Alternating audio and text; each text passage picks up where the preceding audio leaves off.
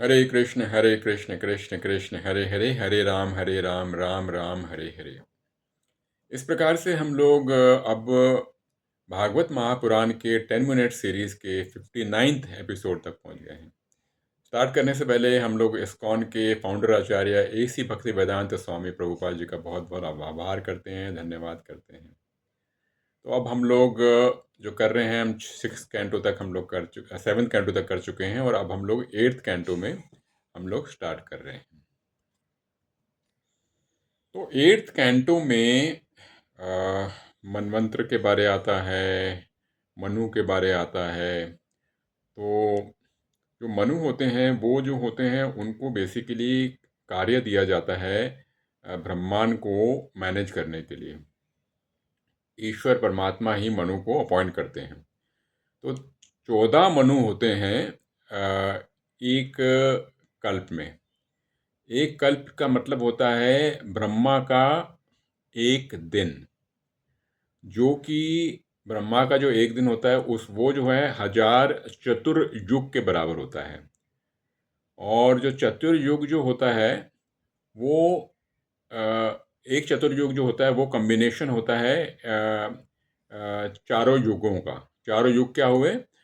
सतयुग, त्रेता युग, द्वापर युग तथा कलयुग। तो इनका कम्बिनेशन लेके एक चतुर्युग बनता है और इस प्रकार के 1000 चतुर्युग होते हैं ब्रह्मा के एक दिन में, जिसको हम एक कल्प कहते हैं। और इस एक कल्प में क्या 14 मनु होते हैं। तो ये जो चीज़ है ये बड़ी इंटरेस्टिंग चीज़ है।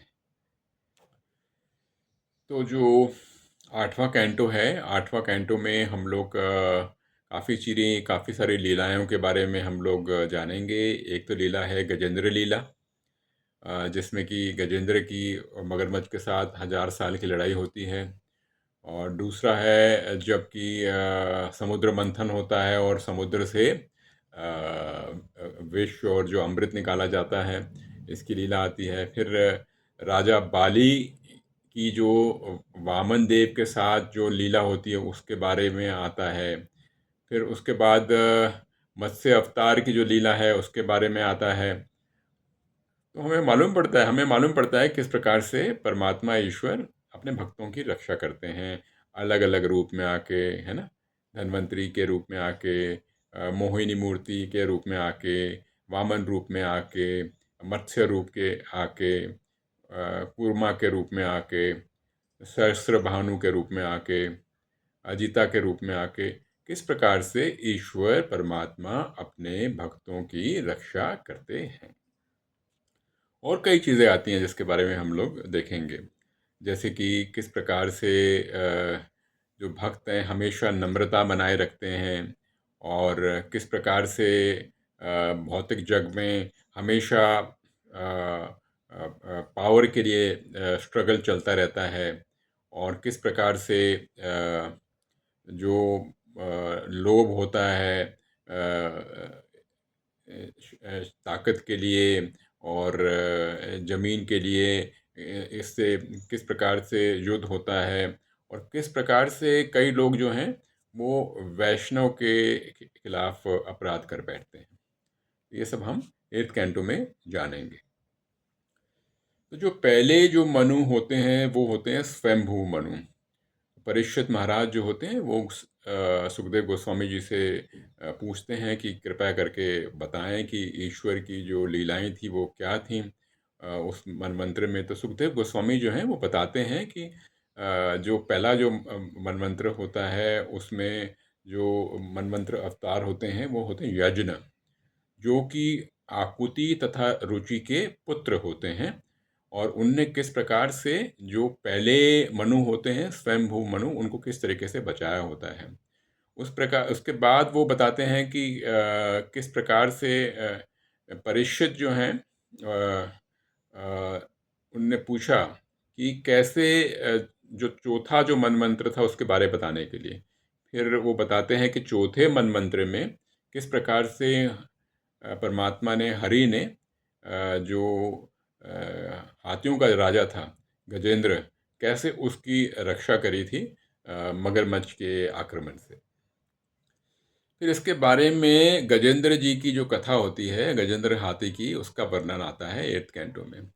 बताते हैं जो गजेंद्र हाथी था वो बहुत ही शक्तिशाली था, और उसने एक बार की बात बताते हैं कि वो एक लेक थी जो कि ऋतुमत वाटिका में थी, और जो कि त्रिकुटा पर्वत माला थी, वहाँ पे थी।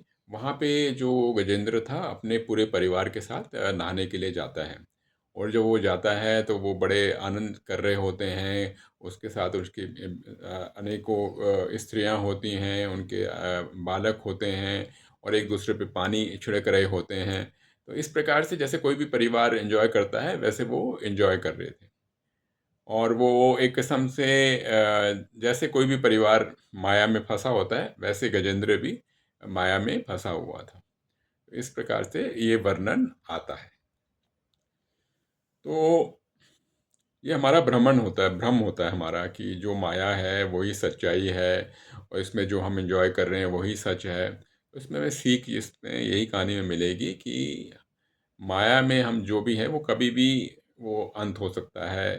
कभी कोई ना कोई उसका दुष्प्रभाव हो सकता है, कोई ना कोई आपदा हो सकती है, और हमारी जो खुशी है वो हमें एकदम रुक सकती है, ख़त्म हो सकती है। ये हमारे को इस कहानी से सीख लेनी पड़ेगी। तो हमारे हम चाहे किसी भी आनंद में रहें, खुश रहें, और हमारा जितना भी हमारे सब कुछ ठाट बाट हो, लेकिन वो कभी भी ख़त्म हो सकता है। तो इस प्रकार से जो गजेंद्र तो जब उसमें वो नहा रहा था, तो एक ऐसी चीज़ हुई जो कि उन्हें एक्सपेक्ट नहीं नहीं करी। तो वहाँ पे उस तालाब में एक मगरमच्छ था, बहुत बड़ा, बहुत ही शक्तिशाली मगरमच्छ था, और मगरमच्छ की ताकत जो होती है पानी में बढ़ जाती है। उसने क्या किया, गजेंद्र का जो पैर था वो पकड़ लिया, और गजेंद्र तो बहुत ही शक्तिशाली था, और उसे लगा कि वो अपने आप को आराम से बचा लेगा। और उसमें यह हुआ कि बाकी के जो, पर वो कर नहीं पाया, लेकिन बाकी के जो हाथी थे वो भी उसकी मदद करने के लिए आए। और उसकी जो स्त्रियां थीं, उसकी जो उनने भी हल्ला किया कि गजेंद्र को बचाया जाए। तो लेकिन कोई उसको मदद नहीं कर पाया। गजेंद्र और जो गजेंद्र के और जो मगरमच्छ के बीच में जो लड़ाई थी, कहते हैं कि 1000 साल तक चलती रही। तो इस प्रकार से सब लोग बड़े ही अचंभा में पड़ गए कि इतनी लड़ाई चल रही है। और जो इसके बाद धीरे धीरे क्या हुआ, गजेंद्र जो था वो हताश होने लगा, उसकी शक्ति ख़त्म होने लगी, उसके अंदर जो ताकत थी वो एकदम ख़त्म होने लगी। और क्योंकि वो पानी में था, वो पानी उसका नेचुरल उसका एरिया नहीं है, और इस प्रकार से वो एकदम हारने लगा। और दूसरी तरफ जो था, जो मगर था, क्रोकोडाइल था, उसकी शक्ति जो थी वो बढ़ती जा रही थी। तो कहीं ना कहीं लग रहा था कि मगर जो है वो शक्तिशाली होते जा रहा है, और जो गजेंद्र है वो कमज़ोर होते जा रहा है। तो इस प्रकार से ये सिचुएशन होने लगी। तो ऐसी सिचुएशन हो जाती है, वो पूरी तरह से हताश हो जाता है, उसकी जो फैमिली होती है उसको छोड़ देती है, वो अकेला पड़ जाता है।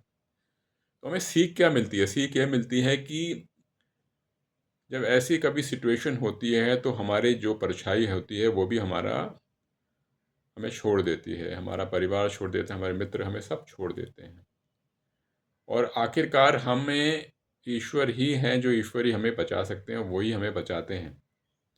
तो गजेंद्र की कथा भी इसी प्रकार से होती है। तो अगला एपिसोड जो है हम लोग देखेंगे कि गजेंद्र ने भगवान से क्या प्रार्थना करी थी। क्योंकि गजेंद्र को अपना जो पिछला जन्म था, पिछले जन्म में जो भगवान से जो प्रार्थना करता था वो याद आ गया था। तो वो जो प्रार्थना थी उसने भगवान से क्या करी, और उससे भगवान किस प्रकार से उनको रक्षा करने के लिए भगवान उड़े उड़े आते हैं। हरे कृष्णा।